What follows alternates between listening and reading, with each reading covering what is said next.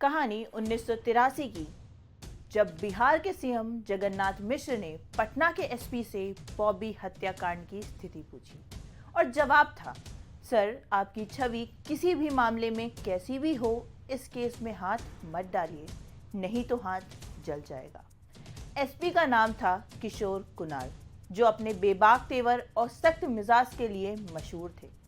आइए इस वीडियो में हम आपको लेकर चलेंगे किशोर कुणाल की जिंदगी के उस खास सफर पर जिसने राजनीति, प्रशासन और समाज सेवा के हर पहलू को हिलाकर रख दिया।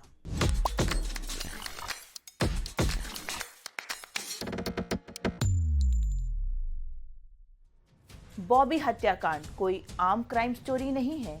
ये ऐसी कहानी है जिसमें सेक्स, क्राइम, पॉलिटिक्स ये तीनों ही शामिल थे। नमस्कार, मैं हूं पलक सिंह और आप देख रहे हैं एनडीटीवी इंडिया। 80 के दशक में पटना सचिवालय में काम करने वाली श्वेत निशा एक ऐसी लड़की जिसे बिहार की राजनीति का बॉबी कहा जाता है। राजनेताओं से लेकर उस वक्त के ठेकेदार तक उसके हुस्न के दीवाने थे। फिर एक दिन अचानक श्वेत निशा उर्फ बॉबी की हत्या हो जाती है। फिर इस थ्रिलर क्राइम सस्पेंस स्टोरी में एंट्री होती है पटना के युवा आईपीएस किशोर कुणाल की।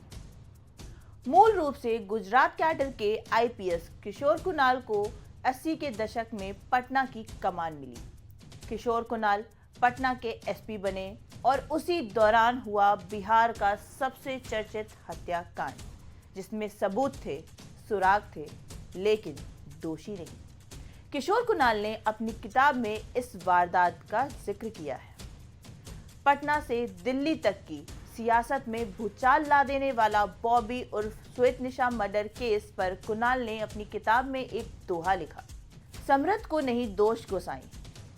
किशोर कुणाल के पटना एसपी की कमान संभालने के कुछ ही दिन बाद ही ये मामला अखबारों में सुर्खियां बन गया।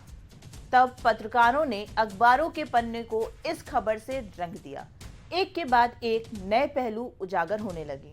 आईपीएस ने इन्हीं अखबारों की खबरों को आधार बनाया और उस पर एक यूडी केस दर्ज किया। इसके बाद फौरन ही बॉबी की लाश को कब्रिस्तान से निकाला गया।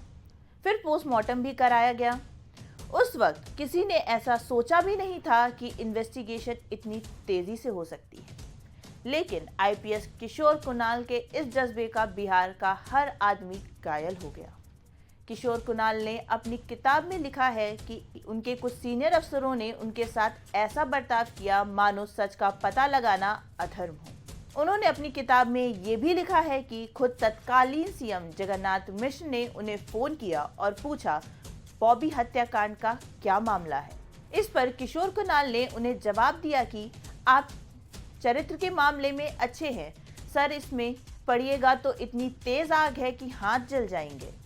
इसके बाद तत्कालीन सीएम ने फोन रख दिया।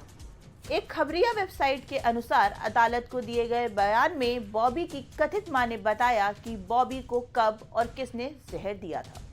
आईपीएस कुणाल की इन्वेस्टिगेशन से ये बात साफ हो गई, श्वेत निशा उर्फ बॉबी की मौत हादसा या खुदकुशी नहीं बल्कि हत्या थी। इस कांड के खुलासे के लिए खुद तत्कालीन मुख्य सचिव ने उन्हें बधाई दी। लेकिन कहा जाता है कि इसी बीच 2 मंत्रियों और कई विधायकों ने सीबीआई जांच का दबाव बनाया। यहां तक कि सरकार गिराने की धमकियां भी दी गई। अंततः जांच सीबीआई को सौंप दी गई। जांच हुई। आखिर में सीबीआई से आरोपियों को अभय दान मिल गया। जांच में आरोपी दोष मुक्त करार दिए गए।